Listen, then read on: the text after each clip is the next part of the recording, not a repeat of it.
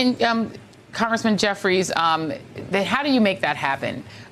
It doesn't appear that Mitch McConnell is open to the bill that has been passed, and it's a pretty comprehensive bill. I mean, bans chokeholds, bans, limits no-knock warrants, addresses the issues of whether or not police should have complete qualified immunity. Those are the things that people are asking for in the streets. It was overwhelmingly passed in the House.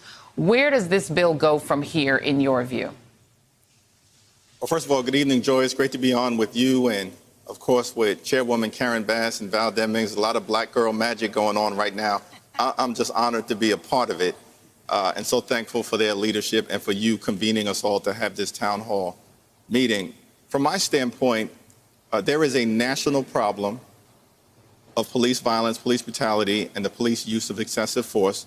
That's why it requires a national solution, not a piecemeal approach, which is what Senator Scott seems to want to do by trying to incentivize this department in one area or that department in another area, but not necessarily mandate things across the board, such as a national use of force standard that emphasizes de-escalation tactics in the first instance and the use of deadly force only as a matter of last resort, or a national database on misconduct, or a national ban on chokeholds or other types of strangulation tactics, such as a knee to the neck that resulted in the murder of George Floyd.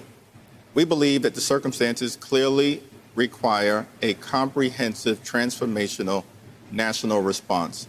And that is what the George Floyd Justice and Policing Act is all about. Abraham Lincoln, of course, once famously said that public sentiment is everything. With it, nothing can fail. Without it, nothing can succeed. We know that public sentiment is clearly on the side of police reform, not just within the black community, though we love the fact, we're honored by the fact that this movement is being led by young African-American women and young African-American men, but it's been joined by people of every race: white, black, Latino, Asian, Native American, multiracial, multi-generational, multicultural, and we think that ultimately that will force the Senate's hand. And, Donald Trump, I won't even play back the sound, but he dismissed the concerns that people have about stop and frisk. He praised Rudy Giuliani for initiating it. He praised Bloomberg for it and said the only problem was that he got rid of it. And Hakeem Jeffries, I'll stay with you just for a moment, Congressman. Is this something that you've personally experienced? What do you make of how far down do we need to change this?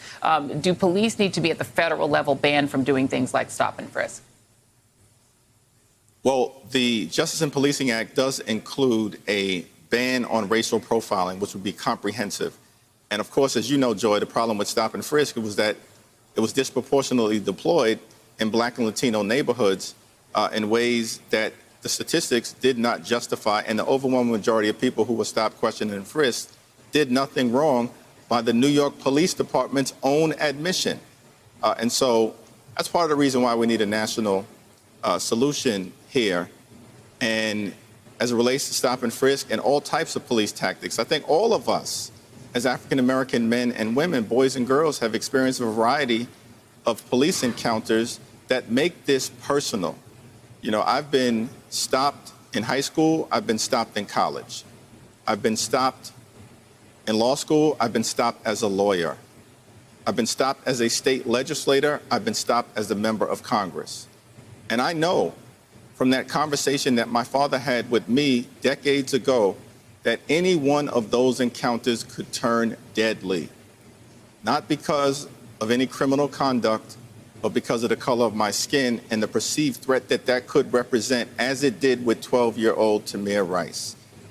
I think the fact that all of us have been sharing those personal experiences to channel the pain that exists within the African-American community and beyond has been an important part of why we were able to come together in such a phenomenal and bipartisan way with respect to the legislation that was passed yesterday.